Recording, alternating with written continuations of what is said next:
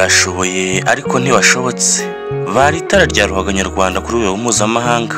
Ni umukinnyi ukina Standard de Liège mu gihugu cy'Ububiligi, ariwe witwa Hakim Sahab na mugenzi we Rafael York ukina ZFC yo mu gihugu cya Misiri. Banze kwitabira ubutumire bw'ikipe y'igihugu Amavubi y'u Rwanda.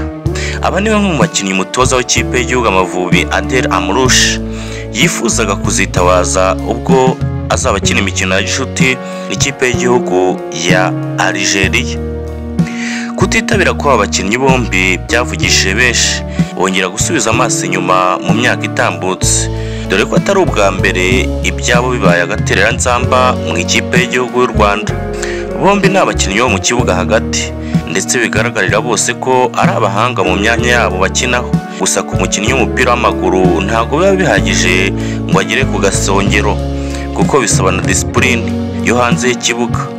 Muri 2024 nibwo ibibazo by'aba bakinnyi byatangiye kugaragara, bitewe n'uko umutoza watozaga Amavubi Trossen Frank Spiritra yeguye avuga ko atazongera kwifashisha aba bakinnyi.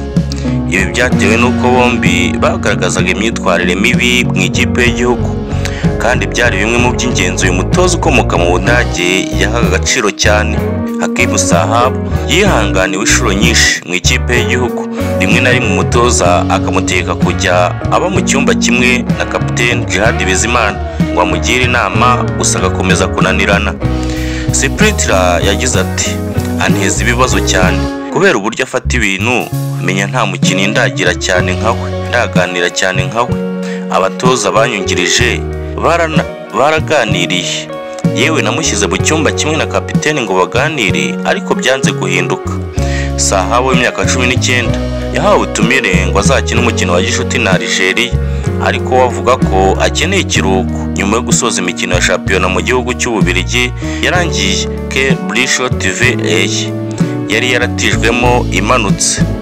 Gusaba ikiruhuko ntibyari umwanzuro mwiza kuri we, kuko mu byo yari akeneye harimo n'imikino y'Amavubi kugira ngo anasubire muri Standard de Liège, azagirirwa icyizere ndetse n'urwego rwe ruzamuka. Adel Amrouche niyishimiye igisubizo yahawe na Hakim Sahab, ndetse yarahiye ko atazongera kumuhamagara. Ibya Rafael York bijya gusa n'ibya Sahab, dore ko mu mwaka ushize yahishe ikipe y'igihugu ko afite imvune, igatuma umutoza amukinisha bitari ngombwa. Kwanga kwitabira ubutumire bw'Amavubi nta mpamvu yigeze atanga bishobora kumufungira inzira zimuganisha mu ikipe y'igihugu, kuko imyitwarire mibi iri mu bintu Adel Amrouche adakunze kwihanganira. Amakosa y'aba bakinnyi bombi akeneye kwitonderwa, kuko rimwe na rimwe ashobora kugonganisha inzego zirebana n'umupira w'amaguru. Mu mwaka ushize ubwo yakoraga perezida w'ishyirahamwe rya ruhago mu Rwanda Munyentwari Rufose yavuze ko bikomeye batandukana n'umutoza. Byarangiye kuko agiye baratandukana. Rafael York na Hakim Sahab barasigara. Reka tuvuge ku mateka y'aba bakinnyi bombi aho bagiye banyura n'imyaka ishize bakina. Reka duhere kuri Hakim Sahab. Yavutse tariki 16 Kamena 2005, ubu akaba afite imyaka 19. Yavukiye Buruseli mu Bubiligi, afite uburebure bwa 1.83 cm.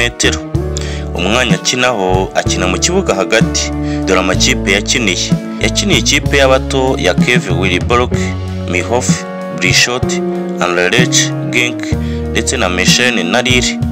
Amakipe y'abakuru yakiniye ni Lille, ikipe ya kabiri 2022 kugeza 2023. Yakiniye kandi Standard de Liège tariki 16 2023 kugeza 2025. Yakiniye Standard de Liège 2023 kugeza 2025, akinira Brichot 2025 kugeza ubu, kandi yakiniye n'ikipe y'igihugu Amavubi kuva 2022. Imikino mpuzamahanga yatangiye gukinira Amavubi ku wa 17 Ugushyingo 2022, umukino wa gishuti wabanganyijemo na Sudani. Sahab yamenyekanye cyane ubwo yakiniraga ikipe y'abato ya Lille mu Bufaransa, aho yitwaye neza cyane mu mikino ya Coupe Gambardella muri 2023. Yasinyiye Standard de Liège yo mu Bubiligi mbere yo gutizwa muri Brichot muri 2025. afatwa nk'umwe mu bakinnyi bafite impano ikomeye mu Rwanda kandi afite icyizere cyo kuzagira uruhare runini mu ikipe y'igihugu. Reka tuvuge kandi kuri Raphael York. Amazina ye ni Raphael York, yavutse tariki 17 Werurwe mu mwaka w'1999, ubu afite imyaka 26.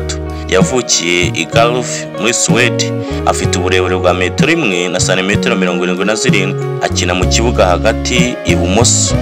Dore amakipe yakiniye: yakinira amakipe y'abato ya Branners IF, Sandviknes IF yo mu gihugu cya Sweden.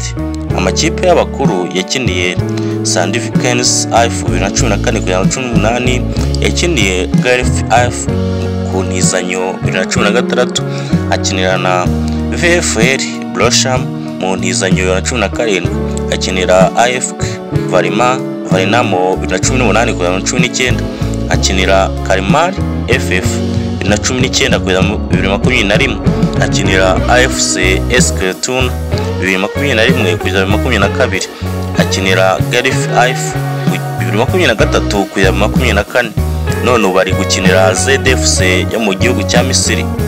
Kandi yakiniye ikipe y'igihugu Amavubi kuva 2021. Imikino mpuzamahanga yatangiye gukinira Amavubi kuva ku wa 7 Ukwakira 2021 mu mukino wa gishuti batsinzwe na Uganda igitego 1-0. York yavukiye muri Sweden ku mubyeyi w'umunyarwandakazi ndetse n'umurundi. Akaba yarakinnye mu makipe atandukanye yo muri Sweden. Muri 2025 yerekeje muri ZFC yo mu Misiri, aho yizeye kongera kwigaragaza no gusubira mu ikipe y'igihugu nyuma y'igihe adahamagarwa. Nkurira subscribe kandi ukande share nimba wishimiye iyi nkuru mugijejeho, urabumpaye inkunga idasanzwe.